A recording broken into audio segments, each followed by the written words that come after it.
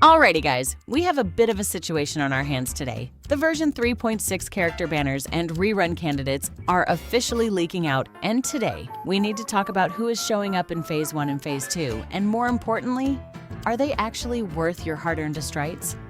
Before we dive into the deep end, just a quick reminder that all of the information shared in this video is based on early leaks and community speculation, so things are absolutely subject to change. Take it with a grain of salt. With that out of the way, let us get straight into it. As most of you already know, Wuthering Waves has drip marketed Qingxiao and Jingran, locking them in as our headliners for version 3.6. Since Qingxiao was drip marketed first, it is safe to assume she will arrive in Phase 1, leaving Jingran to take over Phase 2. The real question is, are they worth your pulls, and do they actually play nice with your existing roster? Let us kick things off with Qingxiao in Phase 1. She is shaping up to be an Aero main damage dealer who focuses heavily on the tune strain mechanic alongside a bit of resonance skill damage. But if we take a step back and look at the current state of the game, you might notice something. We already have characters covering these exact roles. We have Luuk, who is a top-tier tune strain carry, and we have Kartethia as our premium arrow sword damage dealer, not to mention other strong arrow options like Segrika and Iuno. So, do you actually need another arrow damage dealer? Honestly, if you already own Segrika or Kartethia, there is absolutely no pressure on your account to pull for Qingxiao. Both of those units are already incredibly strong. Now, what if you already own Luuk? Should you still pull for her? In my opinion, yes, you actually can. Getting Qingxiao allows you to squeeze massive value out of a premium sub-damage dealer like Denia across two completely different elements. If a stage has arrow resistance, you comfortably clear it with Luuk, and vice versa. But what if you do not own a single arrow carry? Well, then you just hit the absolute jackpot. Qingxiao will bring astronomical value to your account since she isn't highly weapon dependent and can absolutely pop off with a generic support like Liney to clear endgame content comfortably. But here is where Kuro Games gets completely evil. Rumors suggest that Denia and Mornye are locked in as the Phase 1 reruns. Releasing a brand new character's best-in-slot supports right alongside her banner is pure psychological warfare. But are they actually good pulls? Surprisingly, Denia's meta value is skyrocketing right now because she supports two of the absolute best damage dealers in the game, Amieth and Luuk, and now potentially Qingxiao as well. If you own Luuk or Amieth, or if you plan to summon for Qingxiao, Denia is an incredible investment that will make your main carries look completely broken. As for Mornye, most players probably have her by now because she is phenomenal in tune-shifting teams. If you don't have her yet, she is a fantastic pickup. If you already run Liney or other tune-focused damage dealers, the only real downside here is that your wallet might literally want to commit suicide because of how stacked version 3.6 is looking. Sad times for Mornye. Now, let us flip the page to Phase 2 and talk about our new male unit, Jingran. He had that absolute banger background music on his drip marketing, but do you actually need to pull for him?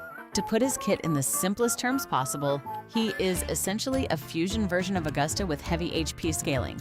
That is it, guys. Honestly, my blunt opinion on Jingran, you can safely skip him.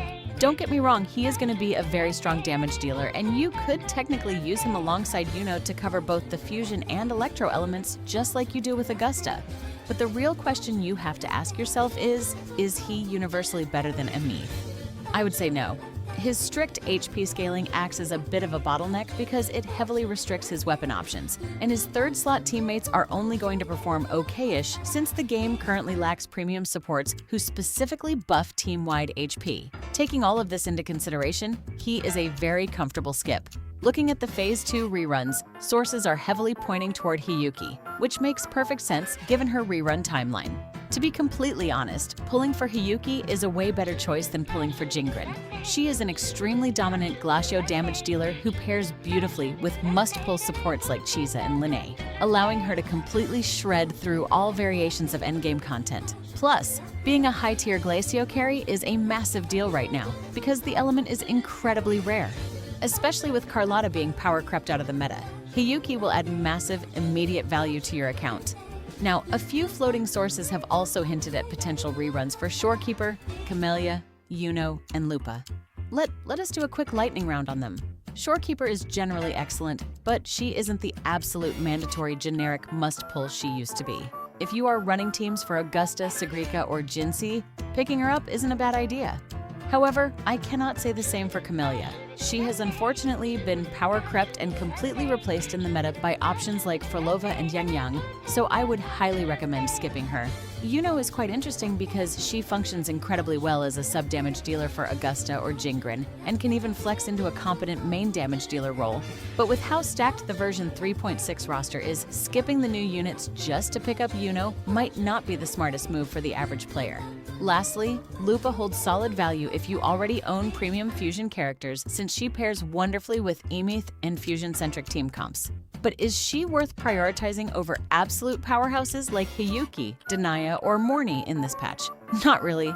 It isn't that these rerun characters are bad, it is just that their placement alongside such a stacked lineup puts them in a very awkward position. With all of that said, let us get to the most important part of the video.